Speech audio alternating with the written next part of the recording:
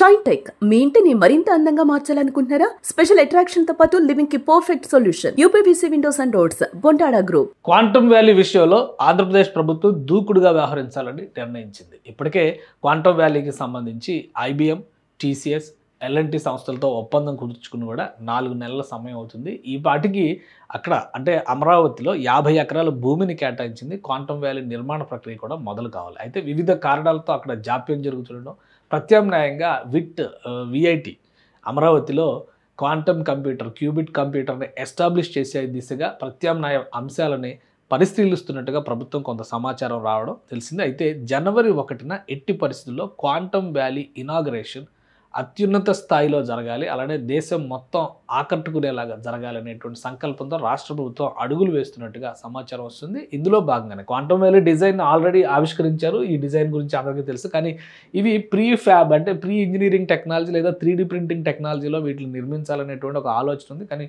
ఒక్కొక్క టవర్ 8 టవర్ల ప్లానింగ్లో ఉన్నాయి.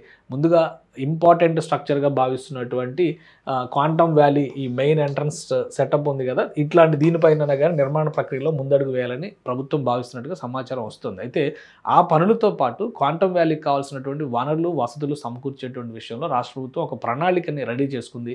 జనవరి 1న ఎట్టి పరిస్థితుల్లో దీనికి సంబంధించినటువంటి ప్రారంభోత్సవ కార్యక్రమం నిర్వహించే దిశగా అడుగులు వేస్తున్నట్టుగా తెలుస్తుంది. దీనిలో భాగంగా 50,000 మంది విద్యార్థుల్ని ఎంపిక చేసి 50,000 మందికి క్వాంటమ్ దీనిలో బేసిక్ ట్రైనింగ్ ఇచ్చేటువంటి ప్రయత్నం చేస్తుంది. ఇందులో కూడా ఒక 3,000 మందికి అడ్వాన్స్డ్ ట్రైనింగ్ ఇవ్వాలని చెప్పని రాష్ట్ర ప్రభుత్వం భావిస్తున్నట్టుగా తెలుస్తుంది.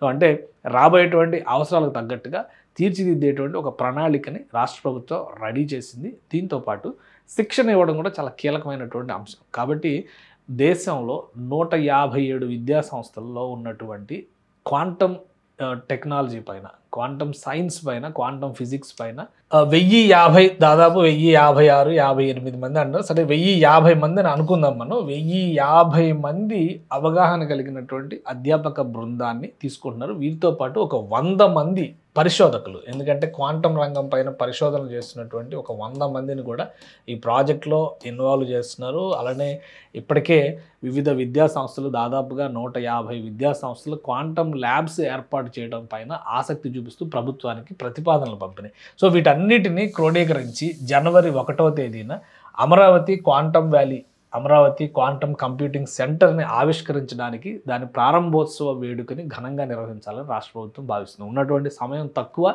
కానీ ప్రణాళిక విషయంలో మాత్రం ఎట్టి పరిస్థితులు వెనక్కి తగ్గకూడదనేటువంటి ఆలోచనలో ఉంది. ఇప్పటికే క్వాంటమ్ వ్యాలీని ఆంధ్రప్రదేశ్ అనౌన్స్ చేసిన తర్వాత అటు బెంగళూరులో అంటే కర్ణాటక రాష్ట్రంలో క్వాంటమ్ పైన ఫోకస్ పెట్టారు. ఏఐసిటీ క్వాంటమ్ సిటీ అనేటువంటి ప్రణాళికలతో ముందుకు వస్తున్నారు. అలానే మహారాష్ట్ర పోటీ పడుతుంది, చెన్నై పోటీ పడుతుంది. కాబట్టి ఫస్ట్ కమ్ ఫస్ట్ సర్వ్ అనేటువంటి అడ్వాంటేజ్ని పోగొట్టుకోకుండా ఉండాలంటే జనవరి 1వ తారీఖు ఎట్టి పరిస్థితుల్లో క్వాంటమ్ వ్యాలీ ఆవిష్కరణ ఘనంగా జరగాలి, దేశం మొత్తం చూసే విధంగా జరగాలనేటువంటి ఆలోచనతో ఏపీ ప్రభుత్వం అడుగులు వేస్తుంది. ఈ నెలలో నవంబర్ 14, 15 తేదీల్లో సిఐఐ సమిట్ కూడా జరుగుతుంది. అందులో కూడా ఈ క్వాంటమ్ వ్యాలీని ఒక ప్రత్యేకమైనటువంటి ఎజెండాగా ప్రమోట్ చేయాలనేటువంటి ఆలోచనతో రాష్ట్ర ప్రభుత్వం ఉంది. అందుకనే దీనికి సంబంధించినటువంటి ఒక ప్రణాళికని రెడీ చేసుకుంది. దేశవ్యాప్తంగా ఉన్నటువంటి నిపుణుల్ని, నిష్ణాతుల్ని ఇందులో భాగం చేస్తుంది, విద్యా సంస్థలని భాగం చేస్తుంది.